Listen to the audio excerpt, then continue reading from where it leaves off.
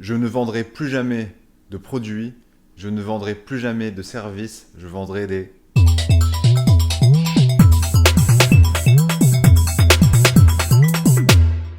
Je te souhaite la bienvenue dans l'épisode 3 du podcast La face cachée du MLM. Aujourd'hui, un sujet que j'adore, que j'ai compris trop récemment. J'aurais rêvé l'avoir compris dès que j'ai commencé le marketing de réseau. Je pense que j'aurais pu avancer beaucoup plus rapidement. Je voulais te raconter aussi quelque chose. Maintenant, j'habite dans le nord de la France, mais j'ai commencé en début d'année. J'habitais à Paris et il y a un an, j'ai déménagé près de la place République. Et à cette époque-là, voilà, je commençais à me sentir un peu lourd, là, tu le vois pas, mais je monte mon ventre.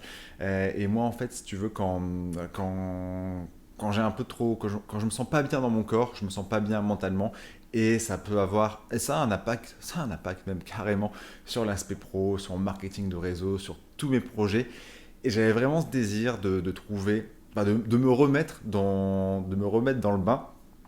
Et en fait, le nouvel appartement où j'ai déménagé, j'adore faire le sport, du sport chez moi, tu sais, du HIIT, H-I-I-T, mais il y a beaucoup de sauts, tu sais, des burpees, des choses comme ça. Je sais pas si tu connais tous ces termes, mais c'est beaucoup de sauts. Et il y avait un problème, c'est que j'étais motivé, mais la propriétaire qui habitait en dessous de chez moi, de chez nous, elle n'était pas du tout contente en fait. Enfin, elle entendait beaucoup les bruits quand je faisais mon sport.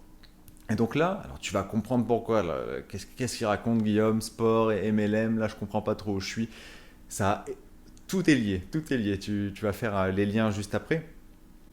Et donc là, voilà, j'ai commencé à chercher une salle de sport près de chez moi pour me remettre en forme. J'ai étudié beaucoup, il y avait des salles et il y avait des salles hyper sympas. Il y avait des salles hyper sympas. Moi, tu sais, quand je prends une décision, je fais une grosse étude de marché en fait pour voir quelle option va être la mieux pour moi.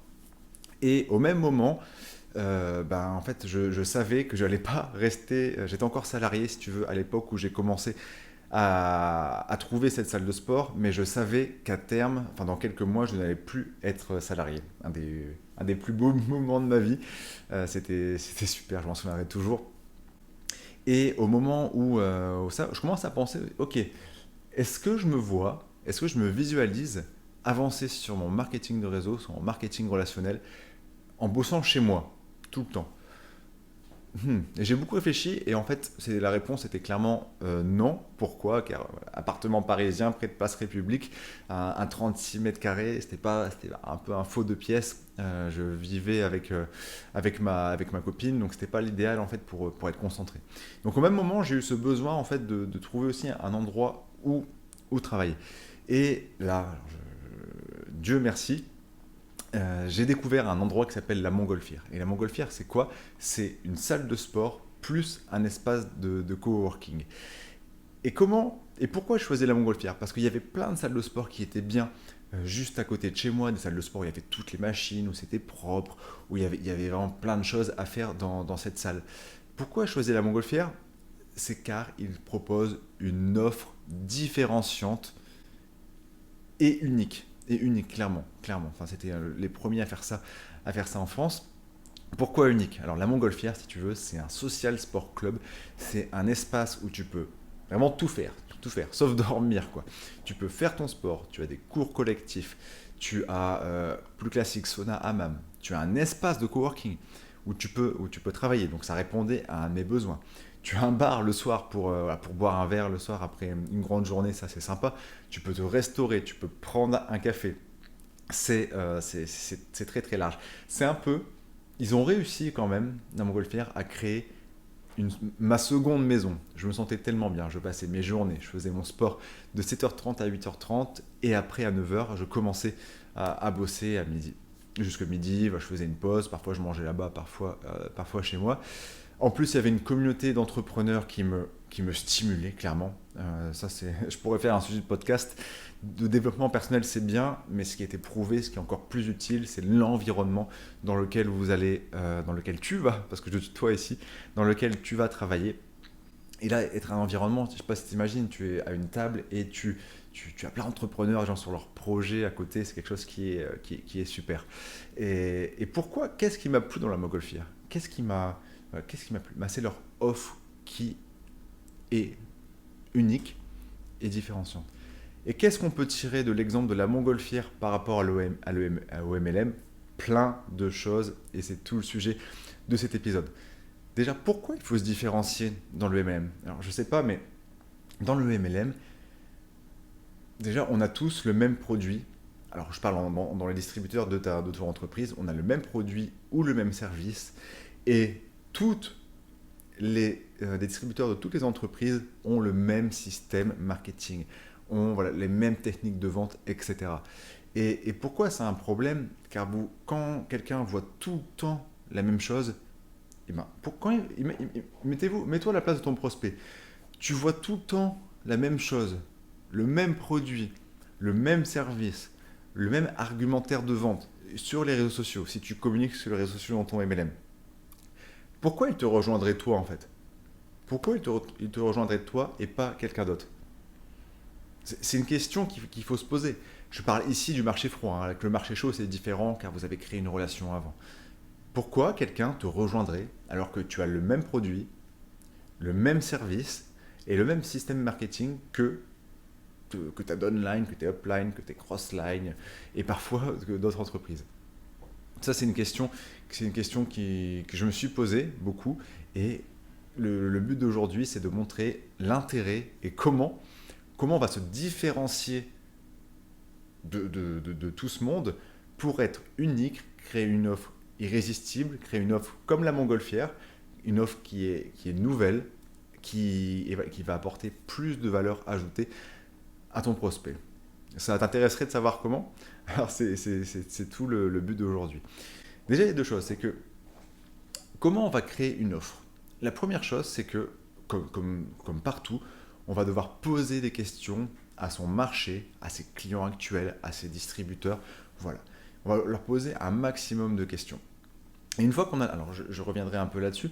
Après, une fois qu'on aura la réponse à ces questions, qu'on va demander au marché... Alors, on va demander quoi au marché? On va demander leur ressenti. Qu'est-ce qu'ils ont aimé dans ce produit? Qu'est-ce qu'ils n'ont pas aimé? Quels documents, alors ça c'est ultra important, ils auraient aimé avoir quand ils consommaient le produit? Quels problèmes ils ont rencontrés après? Quelles ont été leurs objections avant, pendant et après la consommation de ton produit et ton service? Donc là, ça peut être client, mais ça peut être aussi pour agrandir ta downline. Je vais prendre un exemple. Les compléments alimentaires. Alors, il y a beaucoup de MLM qui font du complément, qui font des compléments alimentaires. Comment tu vas pouvoir te différencier des personnes dans ton MLM qui ont le même complément alimentaire ou de tes concurrents également? Tu vas devoir réfléchir. Quel problème, ou qu'est-ce qui pourrait passer dans la tête de mon prospect, de mon client? Qu'est-ce que je pourrais lui apporter comme valeur qui va me rendre différent?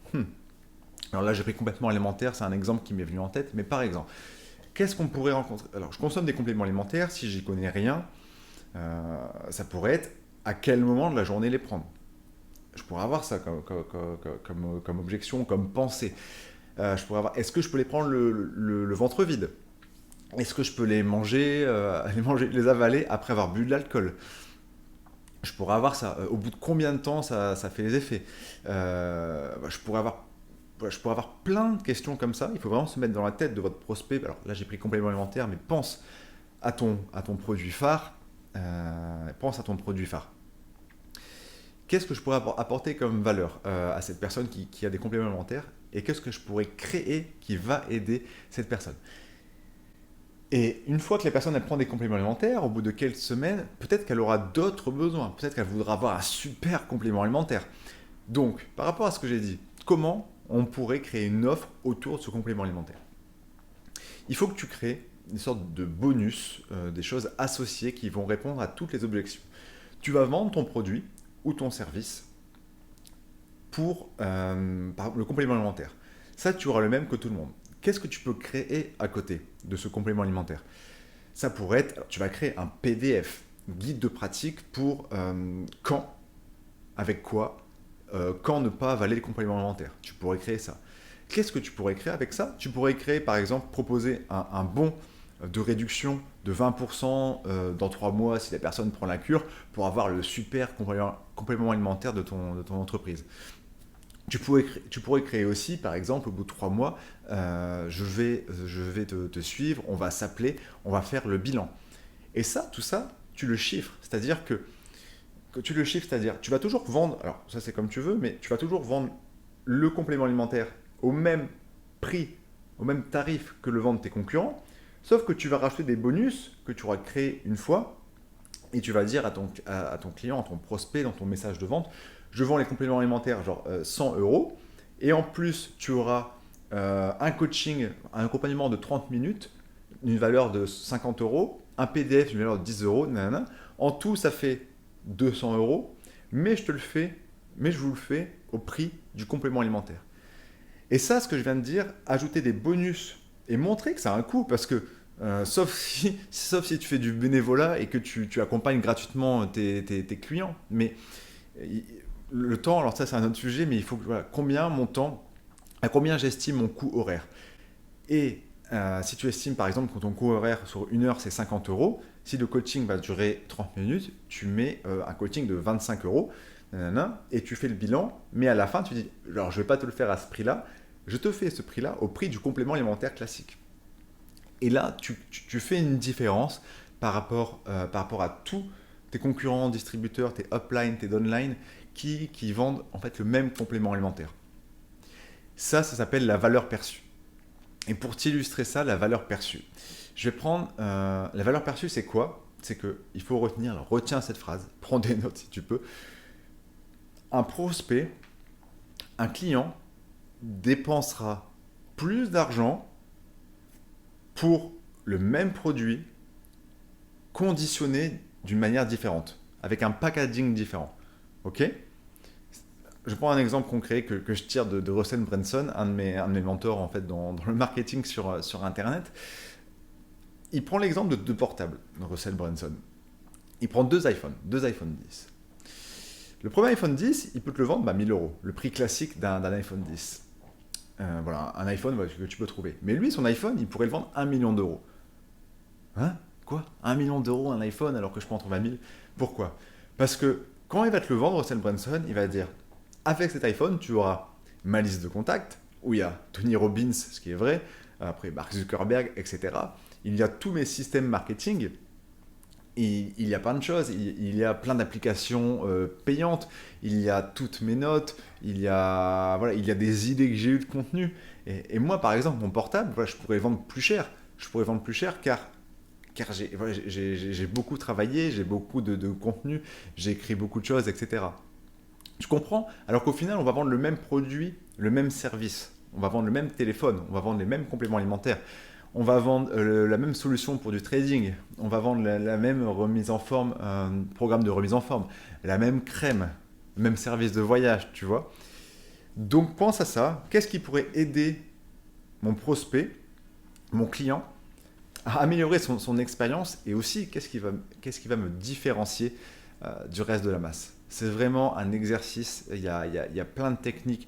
Il y a plein de techniques pour ça. D'ailleurs, j'y reviens une fois qu'on a créé l'offre irrésistible dans la vidéo 3 de la série de 5 vidéos que si tu n'as pas encore vu, tu peux regarder en description, il y aura un lien.